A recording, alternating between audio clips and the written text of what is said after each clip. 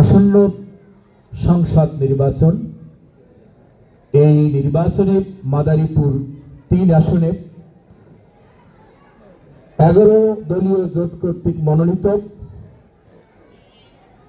দাঁড়িপাল্লা মার্কার মাওলানা রফিকুল ইসলাম ভাইয়ের উঠান বৈঠকে উপস্থিত আছেন আমাদের সম্মানিত দায়িত্বশীল মাদারীপুর জেলার সম্মানিত আমির মুখলেসুর রহমান ভাই। উপস্থিত আছেন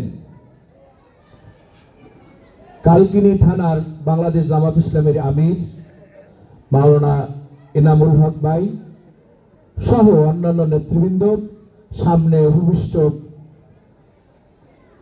আমার দিনদার ভাইরা, কচিকাঁচা ভাইরা, পর্দার আড়ালে মা ও বোনেরা, আসসালামু আলাইকুম ওয়া রাহমাতুল্লাহি ওয়া বারাকাতুহু। আল্লাহর শুকরিয়া যে রব্বুল আলামিন আমাদেরকে এই একটি উঠান বৈঠক করার তৌফিক দিয়েছেন, এই জন্য সকলে বলি আলহামদুলিল্লাহ। অনেক কষ্ট হচ্ছে, বক্তব্য দীর্ঘায়িত করব না।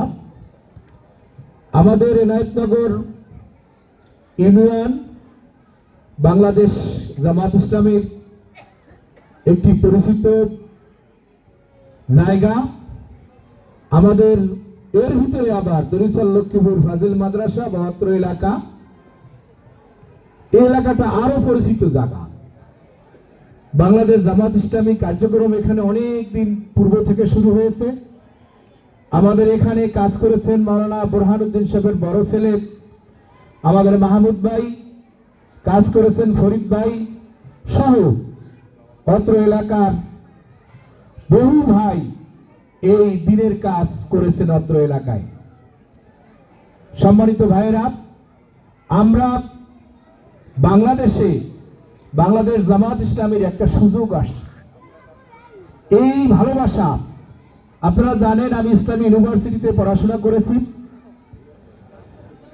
ইসলামী ইউনিভার্সিটিতে পড়ার সুবাদে আমার কুষ্টিয়া, ঝিনাইদহ, যশোর, চুয়াডাঙ্গা, মেহেরপুর শিবিরের বিভিন্ন দায়িত্ব পালন করার কারণে আমার ঘুরতে হয়েছে।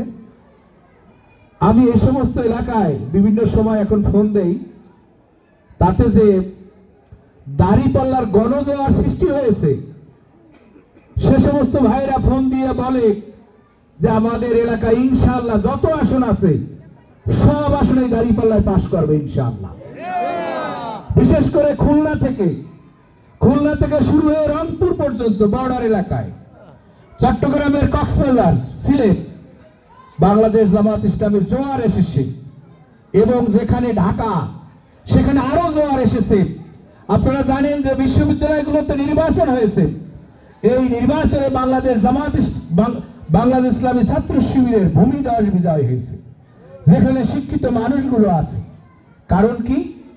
মানুষ বোঝে, মানুষ জানে এদেশকে পরিবর্তন যদি করতে হয় তা সৎ নেতৃত্ব দরকার। আর এই সৎ নেতৃত্ব তৈরির কারিগর হয়েছে বাংলাদেশ জামাত ইসলামী, বাংলাদেশ ইসলামী ছাত্র শিবির।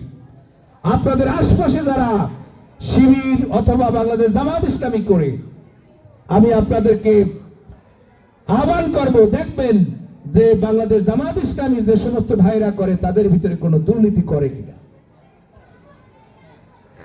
সুতরাং আগামী যে নির্বাচন আসতেছে, এই নির্বাচনের মাধ্যমে আমরা নেতৃত্ব পরিবর্তন করি।